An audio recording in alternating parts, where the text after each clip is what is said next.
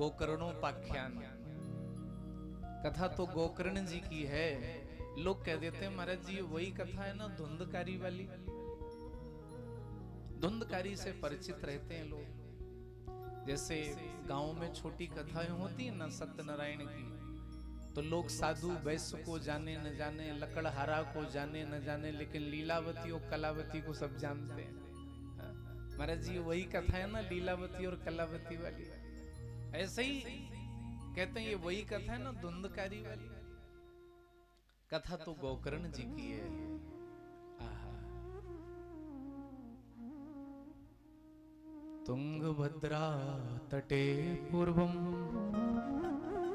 भूतपतन उत्तमम यत्र वर्णा स्वधर्मेण सत्य सत्कर्म तत्परा। तुंगभद्रा नदी के तट पर एक नगर बसा हुआ है, उत्तम नगर।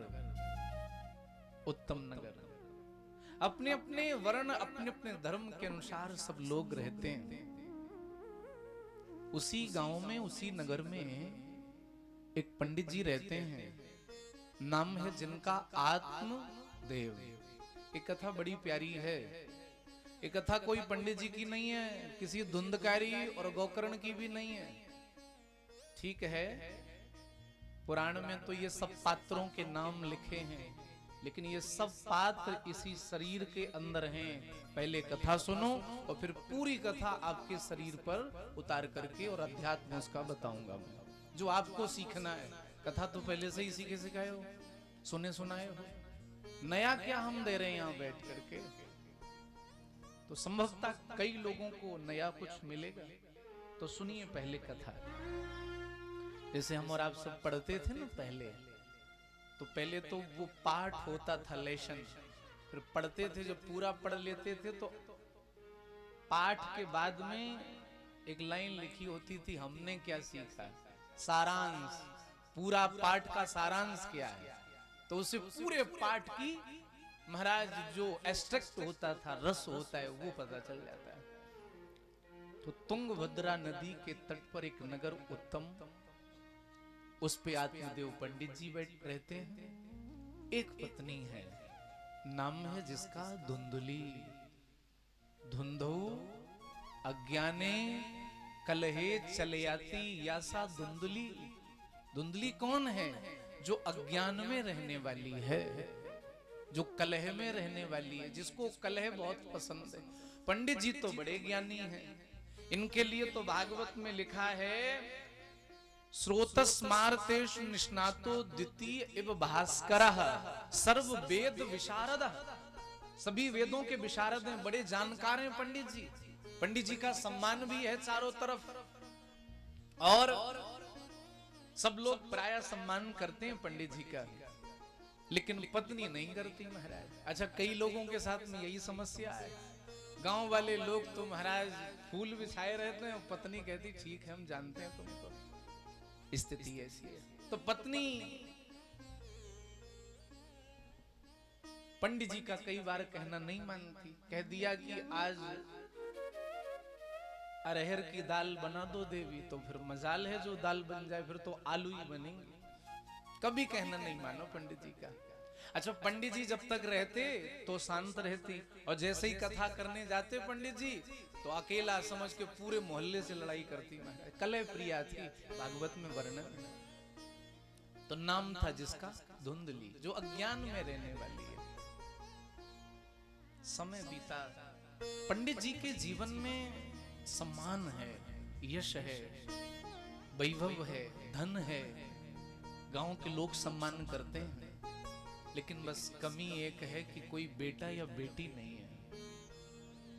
पंडित जी जब अपने दरवाजे पे शाम को चबूतरे पे बैठते हैं ना, तो क्या देखते हैं, मोहल्ले में जितने भी घर बने हैं, कोई अपने बेटे को लेके गोद में खिला रहा है, कोई अपने नाती को, कोई नातिन को,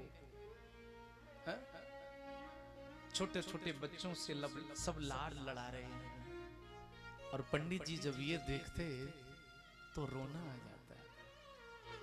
हे विधाता, सबके घर में कोई ना कोई बालक दिया है, केवल मेरे ही घर में बेटा या बेटी नहीं है।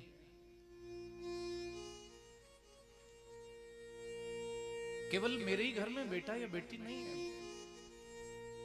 मंदिर सोना दीप बिन, कुछ चीजें ऐसी हैं जो शोभा नहीं देती। कैसे? सुनो। मंदिर सोना दीप बिन, नैया बिन पतवार, पाखर सोना पात बिन, बिना पुत्र परिवार। पुत्र ही नहीं, बिना पुत्र या पुत्री के परिवार। एक बात कहें माताओं, मंदिर चाहे जितना सुंदर बनवा दो, उसमें इटालियन मार्बल्स लगवा दीजिए, चंदन के दरवाजे, हीरों की नक्काशी, लेकिन अगर मंदिर में पूजा करने वाला, सुबह शाम दीपक जलाने वाला कोई नहीं है ना, तो वो मंदिर अच्छा नहीं लगता।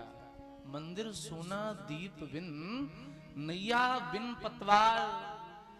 नौका, नाव यमुना जी में ही क्यों ना पड़ी हो, गंगा जी में क्यों ना पड़ी हो, अगर उसकी पतवार थामने वाला कोई नहीं है तो नाव किसका? अभी कुछ समय पहले पतझड़ का समय आया था, बसंत ऋतु, पत्ते सब नए आ गए। तो जब इस पीपल में पत्ते नहीं होंगे, आप सबने देखा होगा, इस वृक्ष में जब पत्ते नहीं होंगे तो सूना लगता है। जैसे हम सबके केस हटा दिए जाएं तो कैसे लगते हैं, ऐसे ही तो वृक्ष लगते हैं। और घर चाहे जितना सुंदर हो,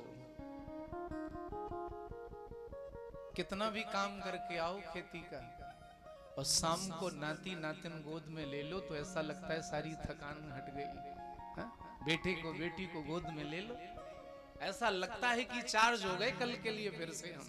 आहा, तो घर में पुत्री का होना, घर में पुत्र का होना सौभाग्य की बात है, और पुत्री का होना महा सौभाग्य की बात है। सौभाग्यवान हैं वो लोग जिनके घर में पहले पुत्री ने जन्म लिया, बाद में पुत्र ने जन्म लिया।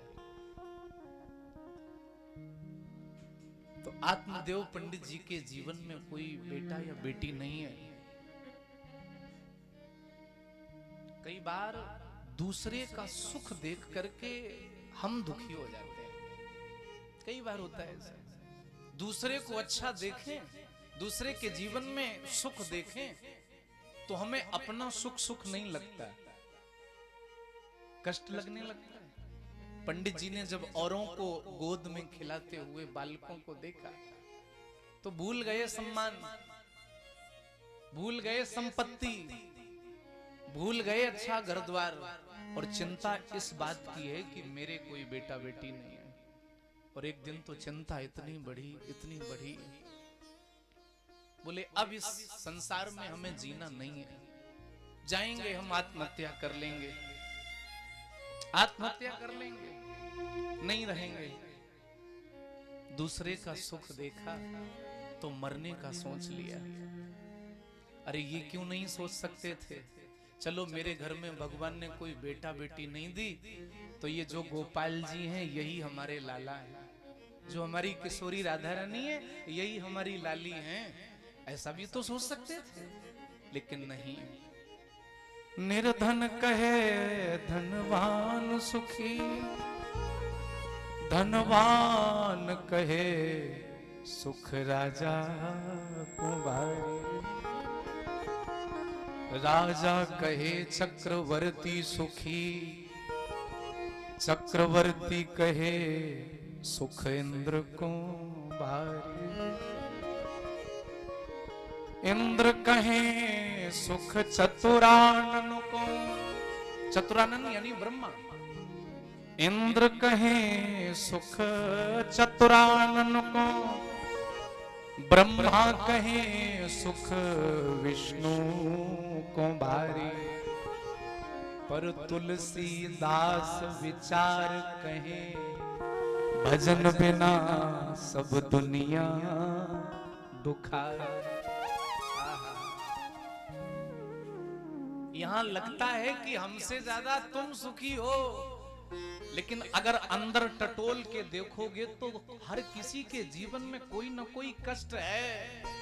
आप सबको लग रहा है देश का सबसे अधिक पैसे वाला व्यक्ति ज्यादा सुखी, उसके भी मन में एक शंका है, एक चिंता है कि कहीं मेरी नेट ग्रोथ नीचे न गिर जाए, कहीं मेरे से ऊपर कोई न निकल जाए, उसे भी अपनी चिंता है। कोई धन दुखी, कोई तन दुखी, कोई तन दुखी, कोई मन दुखी, कोई धन बिन रहे तो दास, थोड़े थोड़े सब दुखी, सुखी राम के दास।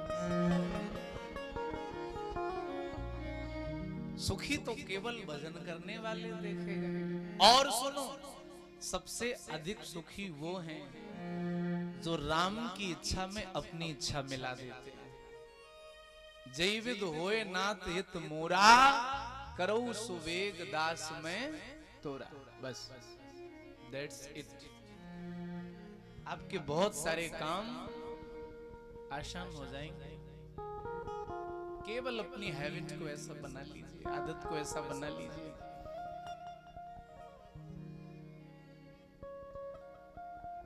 कर्म के पुजारी कर्म चाहते हैं, हरम के पुजारी हरम चाहते हैं। हम न खुशी न गम चाहते हैं, जो तुम चाहते हो वही हम चाहते हैं। राजी हैं हम उसी में जिसमें तुम्हारी रजा है। तो आत्मदेव पंडित जी निकल गए जंगल में।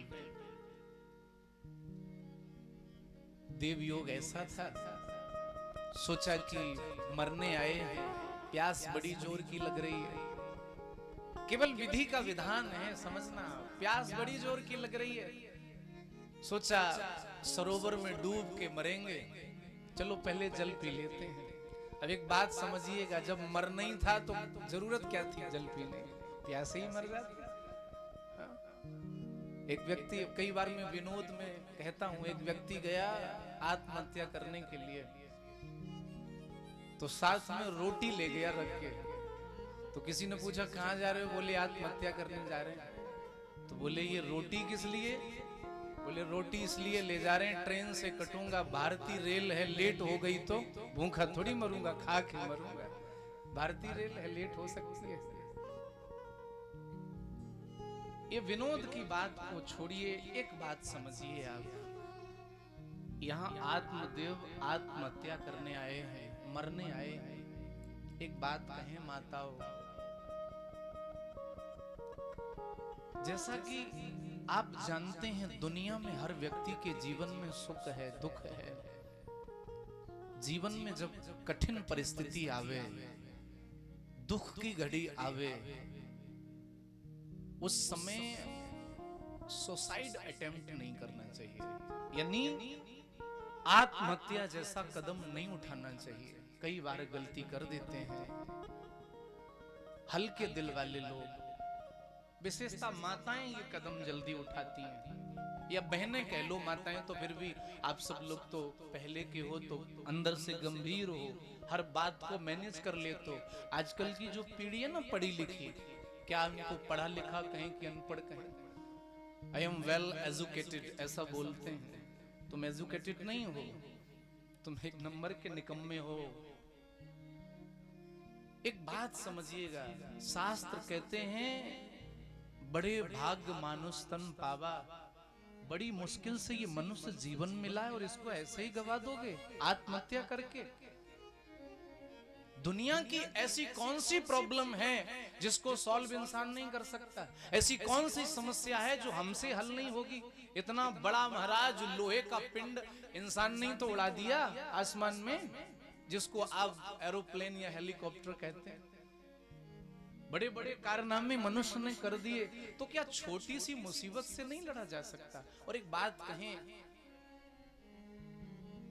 खासकर कई बार पति और पत्नी के बीच में जब अनबन होती है तो ऐसे फैसले लिए जाते हैं, कई बार कर्ज में डूब करके फैसले लिए जाते हैं। मरना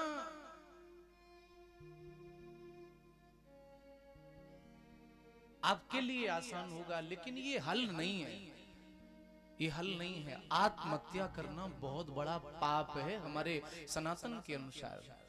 इसलिए जितने भी यंगस्टर्स बैठे हैं यहाँ, युवा बैठे हैं, यूथ बैठा है, आपकी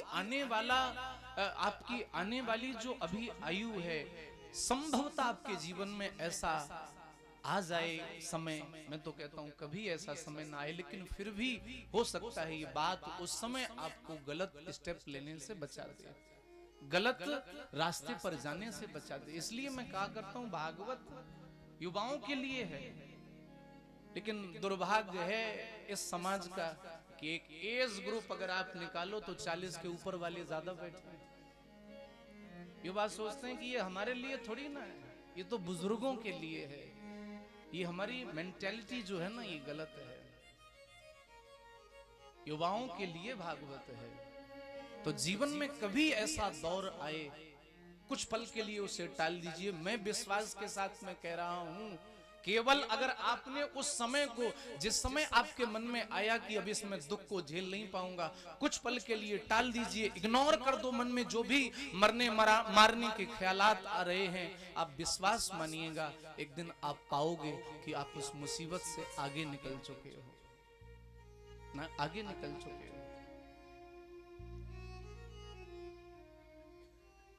कौन है ऐसा जिसके जीवन में कष्ट नहीं आते?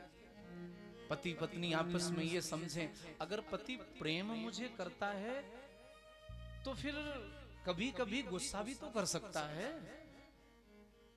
प्रेम तुमसे करेगा तो गुस्सा किससे करने जाएगा? पति ने 2 बात बोल दी या पत्नी ने 2 बातें बोल दी। आजकल तो 50 और 50 का मामला है। वो समय गया, हमारी माताएं बैठी हैं सर ढक के, इनका वाला समय गया। जो नाम तक नहीं लेती हैं पति का, अभी भी उसी शिष्टाचार और नियम के साथ में रिश्ता निभा रही हैं। आजकल वो समय नहीं रहा, बदल गया सारा कुछ। खान पान बदला, आचार विचार बदले। कुछ हैं अभी भी जो निर्वाहन कर रहे हैं, लेकिन सब ऐसे नहीं है। इसलिए बहुत सावधानी के साथ हम कह रहे हैं, ये मानव जीवन बड़ी मुश्किल से मिला है। आत्महत्या जैसा कदम उठा करके इसको एक पल में समाप्त ना कर लिया जाए। आए दिन महाराज अब तो न्यूज आती रहती है मोबाइल पर, फला व्यक्ति ने, कोई ट्रेन में कूद गया, किसी ने सल्फाज ले लिया, किसी ने फांसी का फंदा। ये आखिरी चारा। इसके आगे भी आपके पास बहुत ऑप्शन हैं जीवन जीने के। तो आत्मदेव पंडित जी इतने ज्ञानी होकर के, कई बार होता है ना, हम वक्ता लोग बोल जाते हैं जो बातें, वो बातों का सुधार हम में स्वयं में नहीं हो पाता। तो मेरा अपना निजी मानना यह है कि जो बात हम समाज में बोल रहे हैं, कम से कम उसका अनुसरण पहले हम करें, तब बोलने के अधिकारी हैं, नहीं तो अधिकारी भी नहीं बोलने। तो आत्मदेव पंडित जी थे तो बड़े ज्ञानी, और चले गए आत्महत्या करने के लिए। ऐसा गलत कदम उठाना चाहते थे, लेकिन भगवान का भजन करते थे, लोगों को भगवान से जोड़ते थे, तो भगवान ने कृपा कर दी।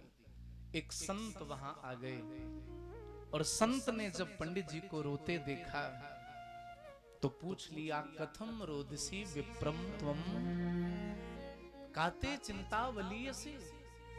क्यों रो रहे हो ब्राह्मण देव? आहा, तुम्हारे रोने का कारण क्या है? संतों का स्वभाव है ऐसा। कल भी मैंने बोला था आप सबसे, दूसरे का दुख देख करके पूछ लेते हैं, शायद हम दुख दूर कर सकें। दिग्जीवितम प्रजाहीनम दिग्रहम च प्रजां विना दिग्धनम चानुपतस्य दिक्कुलम संतति विना।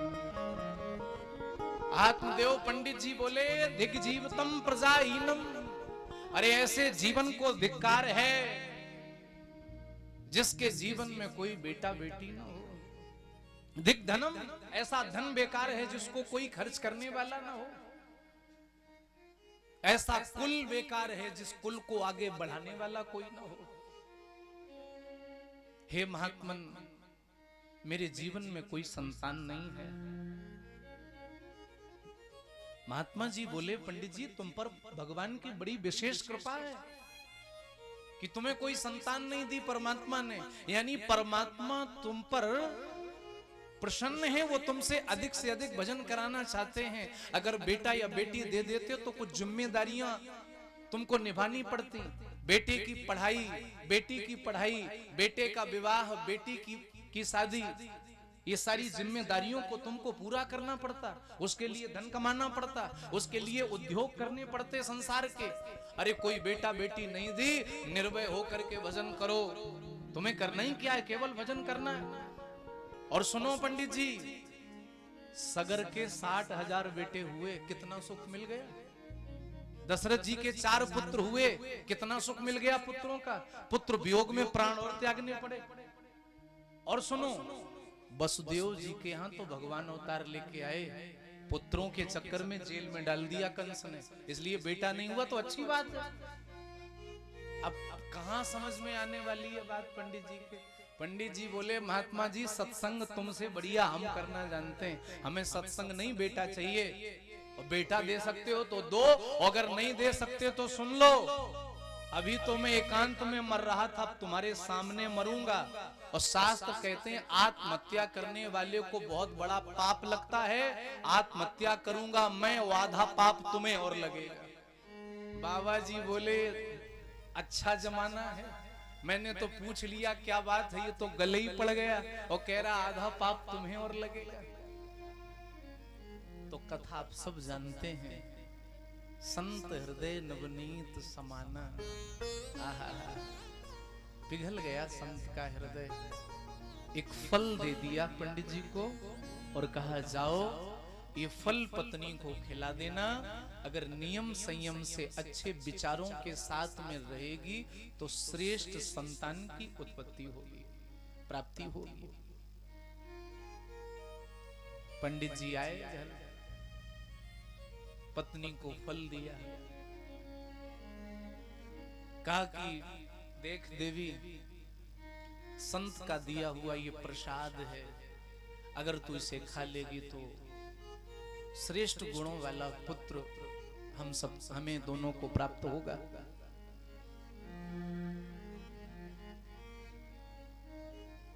बोली हाँ ठीक है, अभी मैं थोड़ा व्यस्त हूं घर के काम से, तुम फल को वहीं आरे में रख दो, मैं बाद में खा लूंगी।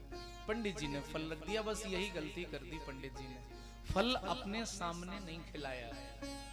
अब धुंधली तो धुंधली है, उसने वो फल लिया हाथ में और सोच रही अगर ये फल मैंने खा लिया तो मैं गर्भवती हो जाऊंगी, मेरा गर्भ बढ़ेगा धीरे धीरे।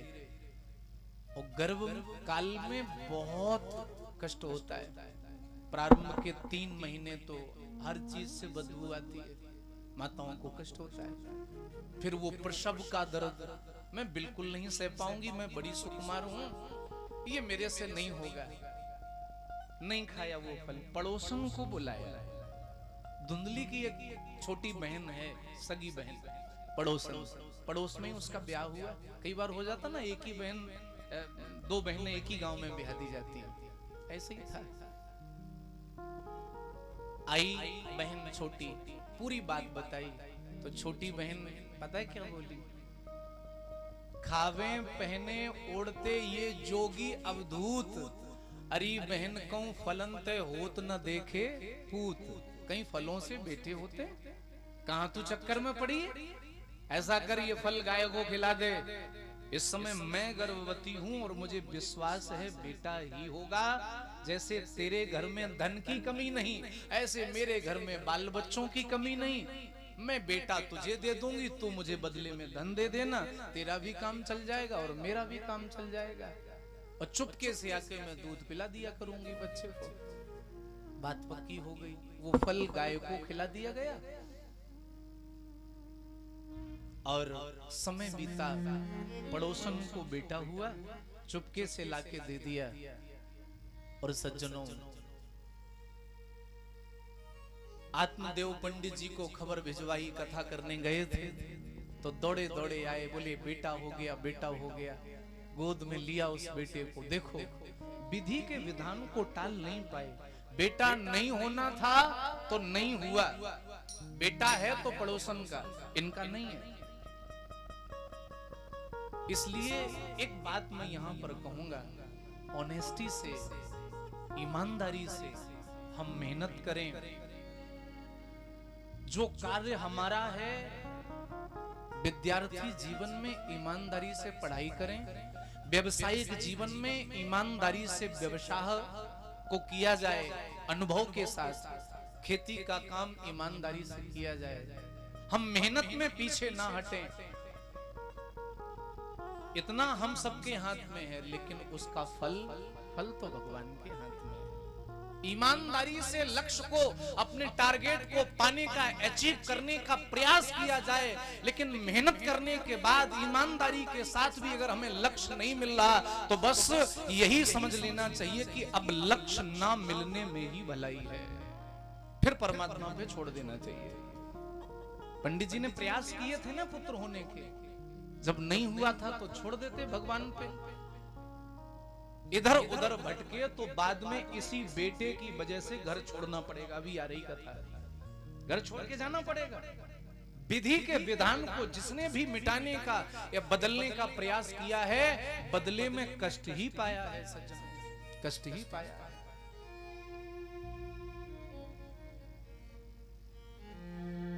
आत्मदेव पंडित जी बड़े प्रसन्न हैं, मेरे बेटा हो गया। धुंधली ने बच्चे का नामकरण किया। आत्मदेव जी ने सोचा मेरा नाम है आत्मदेव, इस बालक का नाम रखूंगा परमात्मा देव, परमात्मा देव। लेकिन नहीं रखने दिया पत्नी ने। बोले नहीं, तुम्हारे नाम से मिलता जुलता नहीं, मेरे नाम से मिलता जुलता नाम होना चाहिए बच्चे का। स्वयं का नाम था धुंधली और बच्चे का नाम रख दिया धुंधकारी, अपने नाम से मिलता जुलता, धुंधकारी। अब केवल धुनाई धुनाई बाकी है, बाकी तो सब हो रहा है। 3 महीने बीते। आहा, नित्य की भांति आत्मदेव पंडित जी सुबह सुबह गौशाला की ओर गए। इनके घर में एक गाय है, उसको भी कभी बालक नहीं हुआ, यानी बछड़ा बछिया नहीं हुआ, वो भी बांझ है। जैसे ही एक दिन सुबह सुबह गए हैं ब्रह्म मुहूर्त में गाय को चारा देने, भागवतकार लिखते हैं, त्रिमासे निर्गते चाथ साधेनु सुस्विर्भकम सर्वांग सुंदरम दिव्यम बालक कनक प्रभम। 3 महीने बाद क्या देखते हैं? गाय के पैरों के पास में एक मनुष्याकार का बालक लेटा हुआ है। पूरा शरीर हम मानवों के बच्चों की तरह है, केवल कान ही गाय के बछड़े की तरह है। बाकी पूरा शरीर जैसे हम मानवों के बच्चों का होता ना, वैसे ही हाथ, वैसे ही पैर, वैसे ही मुखमंडल, केवल कान गाय के बछड़े की तरह है। उस बालक को गोद में लिया और भगवान को धन्यवाद दिया। आत्मदेव पंडित जी ने, वाह प्रभु, जब बेटा नहीं देना था तो एक भी नहीं दिया, अब कृपा की है तो 2-2 बेटे दे दिए। और आत्मदेव पंडित जी ने उस गाय के बच्चे को अपना बेटा ही माना, नाम रख दिया गो कर्ण। कर्ण अर्थात कान, और गो माने गाय। जिस बालक के कान गाय के बच्चे की तरह हैं, उसका नाम गोकर्ण रख दिया। बोलो गोकर्ण जी महाराज की जय। दोनों बालक बड़े होने लग गए, एक ही आंगन में रहते हैं, एक ही जैसा अन्न पा रहे हैं, एक ही जैसा एटमॉस्फेयर, एक ही जैसा माहौल मिला हुआ है। आहा, लेकिन दोनों के विचारों में भिन्नता है। क्यों? जैसे एक किसान ने परीक्षित जी अपने एक ही खेत में एक तरफ गन्ना लगाया और एक तरफ मिर्च का पौधा लगाया। खेत एक ही जैसा, मिट्टी एक जैसी, पानी दिया किसान ने एक जैसा, खाद डाली एक जैसी, सूर्य का प्रकाश दोनों को मिला एक जैसा, हवा मिली एक जैसी, लेकिन स्वाद में बड़ा अंतर है। गन्ना अतिशय मीठा और मिर्च अतिशय कड़वी। जब जमीन एक जैसी, किसान वही, पानी वही, सूर्य वही, हवा वही, मिट्टी वही, खाद वही, तो फिर अंतर कहां है? अंतर तो बीज में है। मैंने माना आत्मदेव पंडित जी के घर में भोजन वही पा रहे हैं दोनों बालक, जल वही पी रहे हैं, आंगन वही है, लेकिन एक संत भगवान के प्रसाद से जन्मे हैं और दूसरा किसी दुष्ट की संतान है। ये धुंधकारी वर्ण संकर प्रजाति का था, इसकी मां का पता था, पिता का पता ही नहीं था, इसलिए दुष्ट था वो। दोनों के विचार अलग अलग हो गए, विचार अलग अलग हो गए। कथा क्या कहती है थोड़ा समझिएगा आप लोग। कथा में आपने क्या सुना? तुंगभद्रा नदी के तट पर एक गांव है, उत्तम नगर। तुंग माने होता है, अब इसका अध्यात्म समझा रहा हूं, कथा तो आगे पूरी कर दूंगा। जितनी आपने कथा सुन ली उसका अध्यात्म सुनो। तुंग माने अतिशय और भद्र माने कल्याण। अतिशय कल्याण करने वाला ये मनुष्य शरीर, जिसको सब योनियों में क्या कहा गया? उत्तम। उत्तम, यही उत्तम नगर है। और इसमें कौन जीव रह रहा है जिसकी कथा सुन रहे हो? बोले आत्मदेव। इस शरीर के अंदर, ये शरीर उत्तम नगर है, इसके अंदर जो आत्मदेव हैं, हम सबकी आत्मा ही आत्मदेव है। समझना कथा को, आत्मा ही आत्मदेव है। अब इस आत्मा की, शरीर की नहीं, आत्मा की एक पत्नी है।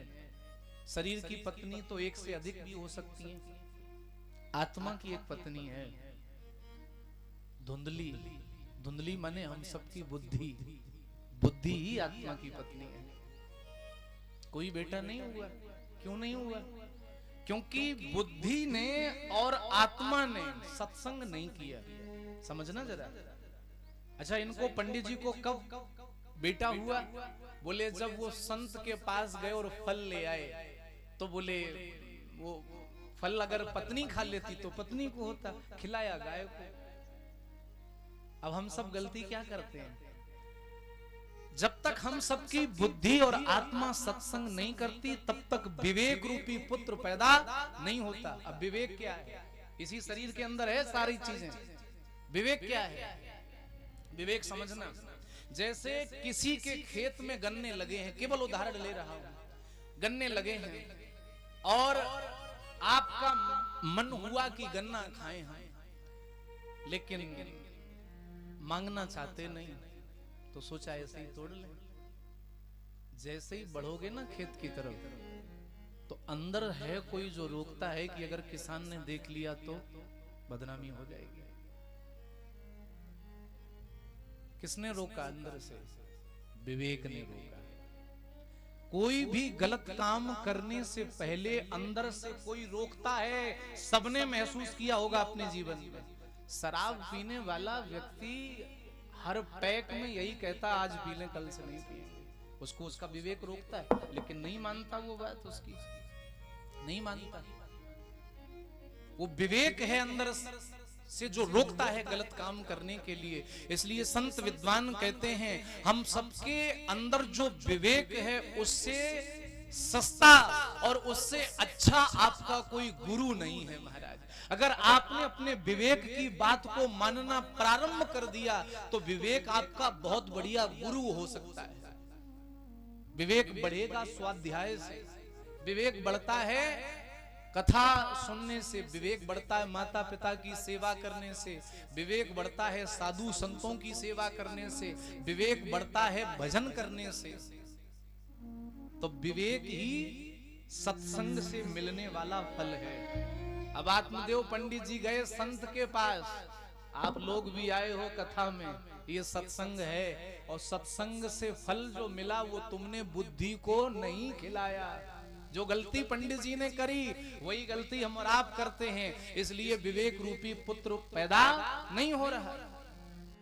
क्या गलती करते हैं हम और आप? कथा तो सुन लिए 3 घंटे, किसी को अच्छा लगा, किसी को लगा कम गा रहे हैं, गाते बहुत कम हैं, किसी को लगा कि चुटकुलाबाजी नहीं करते, ये सब देखा और इसके बाद उठे, चप्पल पहनी, आरती प्रसाद लिया और बस चले गए। यानी जो सुना है उसको बुद्धि को नहीं खिलाया, रख दिया एक तरफ। यही तो गलती करी थी आत्मदेव ने, और वही गलती हम और आप करते हैं, वही गलती करते हैं। पुत्र नहीं हुआ तो बुद्धि की पड़ोसन कौन है? हम सबका मन। अगर मन कुछ करना भी चाहे, अगर नहीं बुद्धि कुछ करना भी चाहे तो मन करने नहीं देता, मन समझाता है नहीं, तो ये पड़ोसन मन है। दोनों मिलकर के, बुद्धि और मन मिलकर के आत्मा को ठगते हैं, आत्मा को ठगते हैं, आत्मा को ठगते हैं। बाद में फल किसको खिलाया गया? गाय को। अब गाय क्या है? संस्कृत में गो माने गाय होता है और गो माने इंद्री होता है, समझना जरा, गो माने इंद्री होता है। अगर ये फल इंद्रियों को खिला दिया जाए तो एक पुत्र प्रकट होगा, गोकर्ण यानी विवेक। अगर खिला दिया जाए तो विवेक। दोनों बच्चे बड़े होने लग गए। जिसने मन की बात मानी, समझना जरा कथा कितनी मिल रही हम सबके जीवन से। जिसने अपने मन की बात मानी, यानी पड़ोसन मन की बात धुंधली ने मानी, तो ऐसा दुष्ट बेटा धुंधकारी हो गया जिसने हमेशा न शास्त्र की मानी, न बड़े बुजुर्गों की मानी, न माता पिता की मानी, केवल अपने मन की मानी।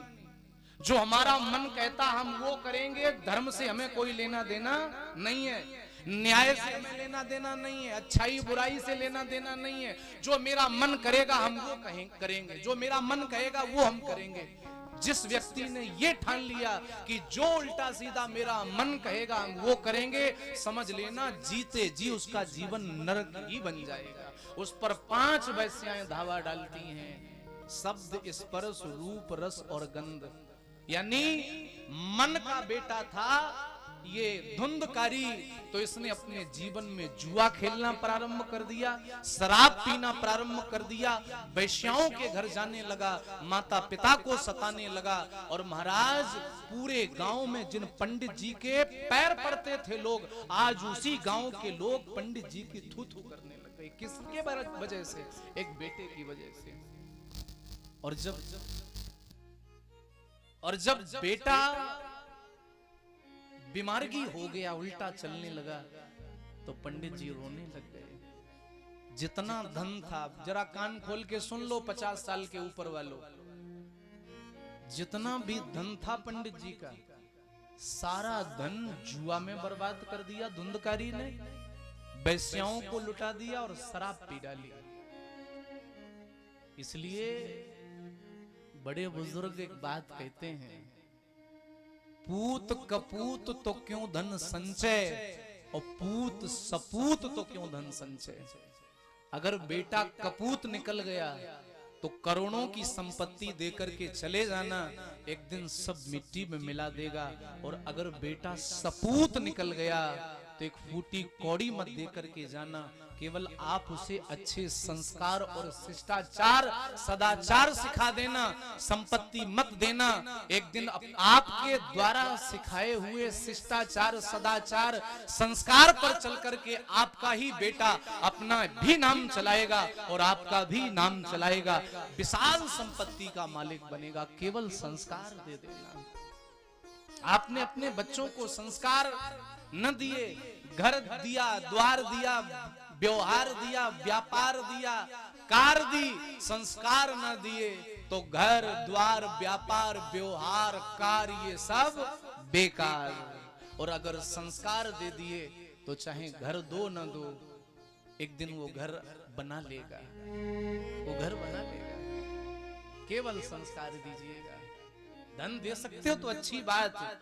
एक बात मैं और कहूंगा, ये जो धन आपका है एक दिन बेटों का ही होना है। माताओं, बच्चों को कभी धन दो आप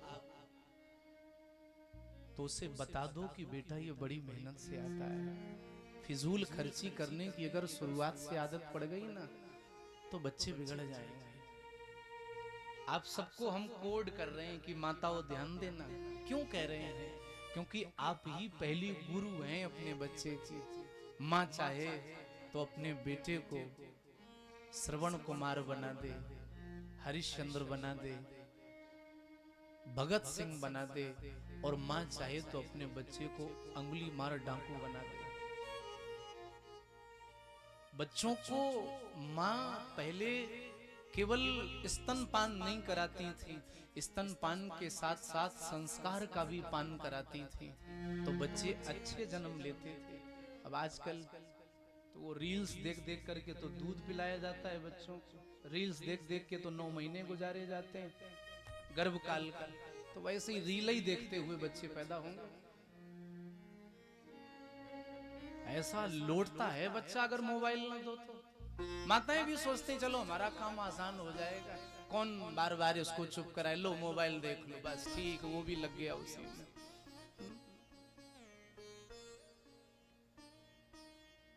आपने देखा होगा कुम्हार को, कुंभकार घड़ा बनाने वाला, जब तक घड़ा कच्चा है, कहीं से टूट जाए, टेढ़ा हो जाए, छेद हो जाए, चटक जाए, जब तक कच्चा है तब तक कुम्हार के हाथ में है, वो ठीक कर लेगा उसको। लेकिन एक बार वही कच्चा घड़ा आभा में पक गया, फिर उसके हाथ में नहीं है। ठीक इक्वल एंड अपोजिट वैसे ही हमारे बच्चे हैं। जब तक ये कच्चे हैं तब तक मनचाहा आकार दे दो, और जैसे ही ये घर के बाहर निकले और बाहर की गरम गरम हवाएं लगी इनको, कुरीतियों की बाहर की हवाएं हैं, कुसंस्कार की, असत्यता की, अन्याय की, चोरी की, ठगी की, मजाबाजी की, पार्टीबाजी की, ये जैसे ही हवाएं लगी तो गरम गरम हवाओं में बच्चे पच गए। तो फिर लड्डू गोपाल पर चढ़ाई हुई सूखी मिश्री उन्हें अच्छी नहीं लगेगी, उन्हें तो मोमोस और फिंगर ही अच्छा लगेगा, नहीं अच्छी लगेगी मिश्री सूखी। I don't like this. What is this? यही कहेगा, मैं इसको पसंद नहीं करता हूँ, ये है क्या? तुमने कभी मतलब ही नहीं बताया उसका। बहुत सावधानी से कह रहे हैं हम आप सबसे, सुधार लीजिएगा। अच्छा ये कह रहे हैं हम, अभी कह रहे हैं, कुछ दिनों बाद हो सकता ना कह पाए। क्यों? धीरे धीरे हमारे भी बच्चे बड़े होंगे, अगर वो संस्कारी ना बन पाए तो फिर बेकार है ये सत्संग करना। तो कसौटी हम पे भी होनी है आगे चल के। बहुत सावधानी से आप लोग कथा सुन रहे हो, विस्तार से जैसा हम में दम है सुनाने का हम सुना भी रहे हैं, जितनी ताकत है। लेकिन फिर मैं कहूंगा वही कल वाली बात, अपनाओ जीवन में, अपनाओ जीवन में इस कथा को। तो मैं निवेदन कर रहा था, सारा धन बर्बाद कर दिया।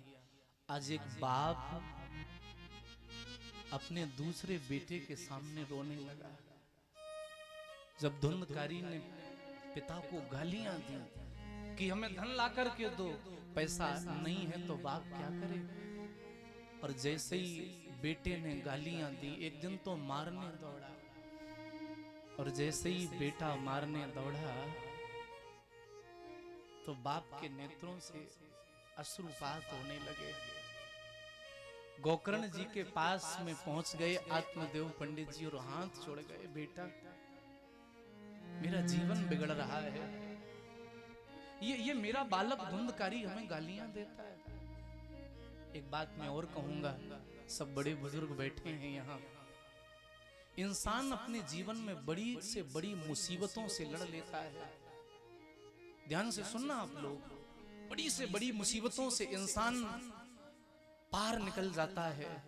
शरीर में जब कोई कष्ट आता है तो बड़े से बड़े डॉक्टर के पास जाकर के शरीर में लगी हुई बीमारी से जीत जाता है आदमी। संबंधों में जब कोई मिसअंडरस्टैंडिंग होती है, संबंध बिगड़ने लगते हैं, तब व्यक्ति उन संबंधों को भी सुलह में परिवर्तित कर लेता है। संबंध बिगड़े तो सही कर लिए व्यक्ति ने, शरीर बिगड़ा तो सही कर लिया, कभी संपत्ति कम हुई तो उसे भी कमा लिया। लेकिन जब अपनी ही संतान कष्ट देती है तो औलाद की मार से औलाद को टूटते देखा गया है। जिस घर में माता पिता का सम्मान न हो, उस घर में माता पिता रहते तो हैं, बस ऐसे ही रहते हैं जैसे जंग लगा हुआ लोहा। किसी लोहे में जंग लग जाए तो वो लोहा बहुत जल्दी टूट जाता है। ऐसे ही सज्जनों, जिसके बच्चे गालियां देने लगे, अकड़ के बात करने लगे, अरे तुम चुप बैठो, तुम क्या जानो, हम किसको चुप करा रहे हैं? जिसने हमें बोलना सिखाया। अरे जब हमसे चलते नहीं बनता था तो यही पिता है जिसने हमारी उंगली पकड़ के हमें चलना सिखाया। जब हमसे बोलते नहीं बनता था, जब हम शब्द से परिचित नहीं थे, तो शब्दों को किसने हमारे कान के रास्ते से ले जाकर के हमारे हृदय तक पहुंचाया? किसने? पिता ने, मां ने। और जिसने हमें बोलना सिखाया, आज हम उसी को चुप करा रहे हैं। इस दिन के लिए पिता ने नहीं पाला था, इस दिन के लिए मां ने नहीं तुम्हें बड़ा किया। क्या 9 महीने मां ने इसीलिए गर्भ में रखा? अरे 50-100 ग्राम का माला गले में डाल दो तो 10 मिनट के बाद वो भी भारी लगने लगता है। और 7 और 8 महीने के जब हम गर्भ में थे, उस समय लगभग 2 किलो के हो गए होंगे। वो 2 किलो का वजन मां ने कैसे उठा के रखा? कभी हमने सोचा क्या? इसीलिए कि जब हम बड़े हो सकें तो कह सकें कि तुम चुप बैठो।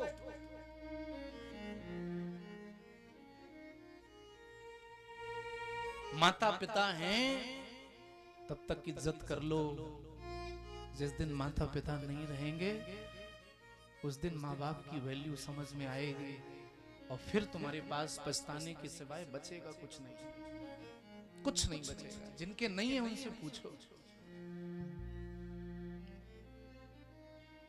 जिनके नहीं है उनसे पूछो। एक बाप रो रहा है, बेटा हम करें तो क्या करें, तुम बताओ। ये हमें गालियां देता है, इसकी वजह से मेरा समाज में सम्मान चला गया, जो मेरे जीवन की असली कमाई थी वो चली गई। मैं करूं तो क्या करूं? पिता रो रहा है, लेकिन गोकर्ण जी ने सोचा मैंने भी रो दिया तो बाप और हल्का पड़ जाएगा। गोकर्ण जी ने अपने आप को अंदर से कठोर किया और कहा कि क्यों रो रहे हो पिताजी? अगर बेटे के लिए रो रहे हो तो रोना बेकार है, संपत्ति के लिए रो रहे हो तो भी रोना बेकार है, क्योंकि ना बेटा तुम्हारा है और ना संपत्ति तुम्हारी है। अगर बेटा और संपत्ति दोनों तुम्हारे होते तो तुम्हें छोड़ करके क्यों जाते?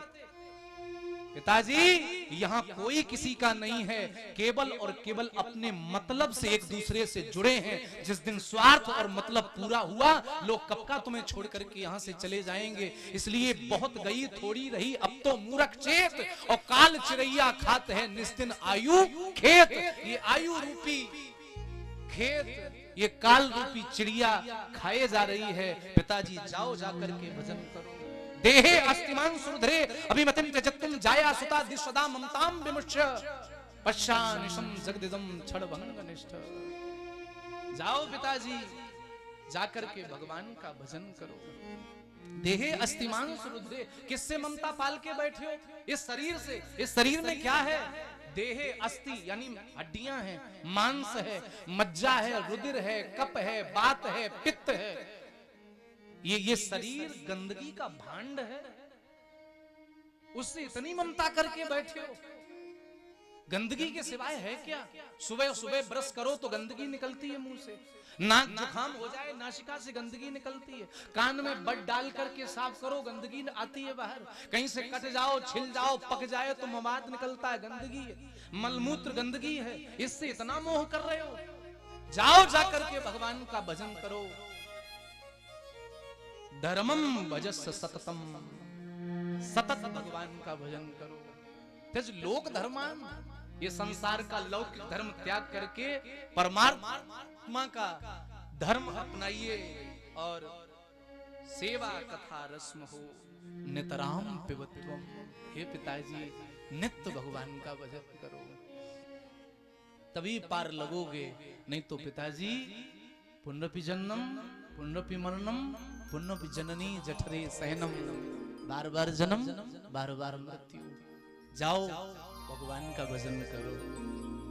भजन श्याम सुंदर का करते रहोगे तो संसार सागर से तरते रहोगे। इस संसार रूपी समुद्र से तारने वाला कोई और है भी नहीं, इसलिए पिताजी जाओ जाकर के भगवान का भजन करो। आओ जरा हम और आप सब भी मस्ती से थोड़ा सा गाएं। भजन श्याम सुंदर का करते रहोगे, भजन श्याम सुंदर का करते रहोगे, संसार सागर से तरते रहो, संसार सागर से तरते रहोगे, संसार सागर से तरते रहोगे, तो संसार सागर से तरते रहोगे।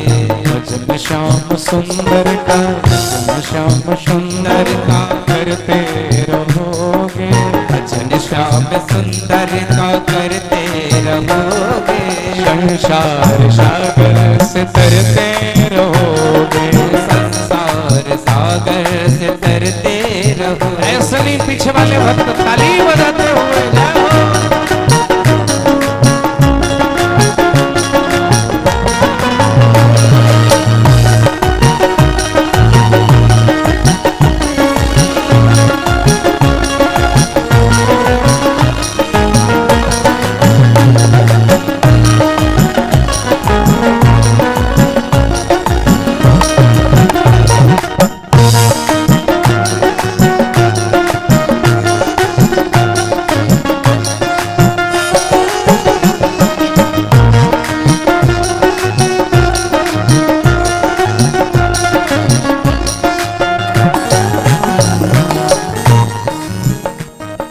कृपानाथ बेशक मिलेंगे किसी दिन, कृपानाथ बेशक मिलेंगे किसी दिन, कृपानाथ बेशक मिलेंगे किसी दिन, कृपानाथ बेशक मिलेंगे किसी दिन, कृपानाथ बेशक मिलेंगे किसी दिन, कृपानाथ बेशक मिलेंगे किसी दिन। सत्संग पथ से गुजरते रहोगे, जो सत्संग पथ से गुजरते रहोगे, सत्संग पथ से गुजरते रहोगे, जो सत्संग पथ से गुजरते रहोगे। भजन श्याम सुंदर का, भजन श्याम सुंदर का करते रहोगे, भजन श्याम सुंदर का करते रहोगे, संसार सागर से तरते रहोगे, संसार सागर से तरते रहोगे।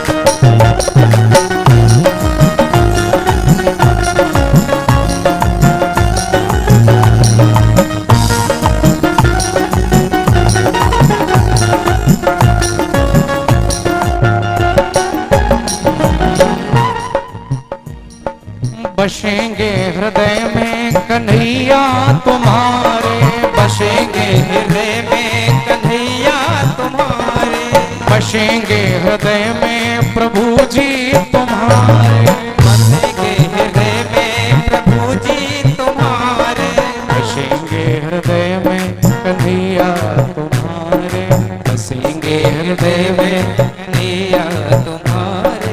अभिमान से तुम डरते रहोगे जो, अभिमान से तुम डरते रहोगे, हाँ अभिमान से तुम डरते रहोगे जो, अभिमान से तुम डरते रहोगे। भजन श्याम सुंदर का करते रहोगे, भजन श्याम सुंदर का करते रहोगे, संसार सागर से तरते रहोगे, संसार सागर से तरते रहोगे।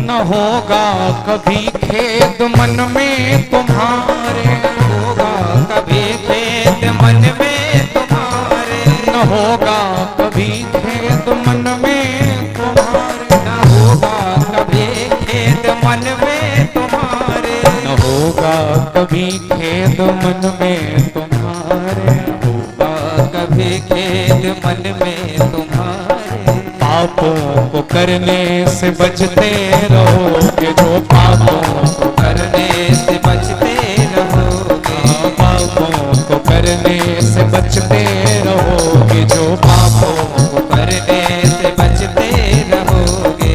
भजन श्याम सुंदर का, जय हो। भजन श्याम सुंदर का करते रहोगे, भजन श्याम सुंदर का करते रहोगे, संसार सागर से तरते रहोगे जो, संसार सागर से तरते रहोगे, हाँ संसार सागर से तरते रहोगे, संसार सागर से तरते रहोगे, सागर से तरते रहोगे, संसार सागर से तरते रहोगे। भजन श्याम सुंदर का करते रहोगे तो संसार सागर से तरते रहोगे। बोलो भागवत भगवान की जय। एक पिता ने अपने बेटे को प्रणाम किया। प्रणाम बेटे को नहीं है, बेटे के ज्ञान को है। प्रणाम करके पिताजी चले गए और बाद में वो धुंधली जो मां थी जिसने पति के साथ कपट किया था, उसने कुएं में कूद के जान दे दी। और गोकर्ण जी ने देखा कि माता पिता चले गए तो गोकर्ण जी तीर्थ यात्रा के लिए निकल गए। बाद में ये धुंधकारी और पाप करने लगा। 5 वैश्याएं घर पर ही रख ली, चोरी करने लगा। एक दिन वैश्याओं ने इसे मार दिया। अपनी मौत नहीं मरा, वैश्याओं के मारने से मरा तो प्रेत योनि में चला गया। गोकर्ण जी को पता चला तो गया जी में पिंड, लेकिन पिंडदान से भी नहीं तरा, बड़ा पापी था। गोकर्ण जी अपने गांव में आए तो प्रेत बन करके ये आया और गोकर्ण जी को कहता है, अहम भ्राता त्वदीयोऽस्मि द्वंद्वकारी तेनामता स्वकीय नैव दीक्षिण ब्रह्मत्वं नाशितं मया। भैया मैं तुम्हारा भाई हूं धुंधकारी नाम से। मैंने बड़े भारी पाप किए हैं, मुझे इस प्रेत योनि से निकालो। गोकर्ण जी ने कहा, अभी तू जा, मैं सुबह देखूं। तो सूर्य भगवान को प्रकट किया गोकर्ण जी ने। अगले दिन सुबह तो सूर्य भगवान ने कहा कि श्रीमद् भागवतान मुक्ति सप्ताहम वाचनम कुरु। भागवत जी अगर इस प्रेत को सुना दी जाए तो इसकी मुक्ति हो सकती है। प्रेत पीड़ा विनाशनी, उस पीड़ा से ये बाहर आ सकता है। प्रसंग तो बड़ा दीर्घ है, केवल संकेत मात्र करके मैं आगे बढ़ रहा हूं। गोकर्ण जी ने अपने गांव में भागवत करी। सप्त ग्रंथि के बांस में आकर के ये बैठा। ग्रंथि अर्थात गांठ, 7 गांठ का बांस था। उसी में प्रेत ने बैठ करके कथा सुनी और कथा जब पूरी हुई तो वो बांस फट गया, उससे दिव्य पुरुष प्रकट हुआ। भगवान के धाम से विमान आया और विमान में बैठ करके भागवत जी की महिमा से वो धुंधकारी जो प्रेत था वो भगवान का पार्षद बन करके और उस विमान में बैठ करके भगवान के धाम को गया। बोलो भागवत भगवान की जय। विमान आया। विमान क्या है? गोकर्ण जी ने जब कथा सुनाई होगी तो शायद कोई ऊपर से उड़न तस्तरी, उड़न खटोला कोई विमान आया हो। अब हम में इतनी ताकत तो है नहीं कि हम विमान मंगवा दें यहाँ आपके गांव में। हाँ, एक काम तो हो सकता है। विमान शब्द का संधि विच्छेद करो। वी प्लस मान। वी माने रहित और मान माने घमंड, ईगो, अभिमान है? कथा को सुनने के बाद अगर हम विमान हो गए यानी घमंड रहित हो गए, पैसे वाले को पैसे का घमंड नहीं, बलवान को बल का घमंड नहीं, रूपवान को रूप का घमंड नहीं है, बुद्धिमान को बुद्धि का घमंड नहीं, पदवीवान को पद का घमंड नहीं। अगर इतना ही हो गया तो समझ लेना कथा को सुनकर हमारे लिए विमान आ गया। यही विमान है कलयुग का। यही विमान है।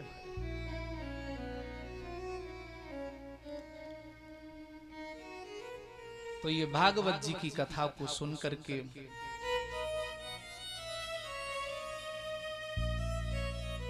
धुंधकारी प्रेत योनि से छूटा। और सोचो, जब भागवत को सुन के एक प्रेत तर गया परीक्षित जी, तो हम और आप तो जिंदा बैठे, क्यों नहीं तरेंगे?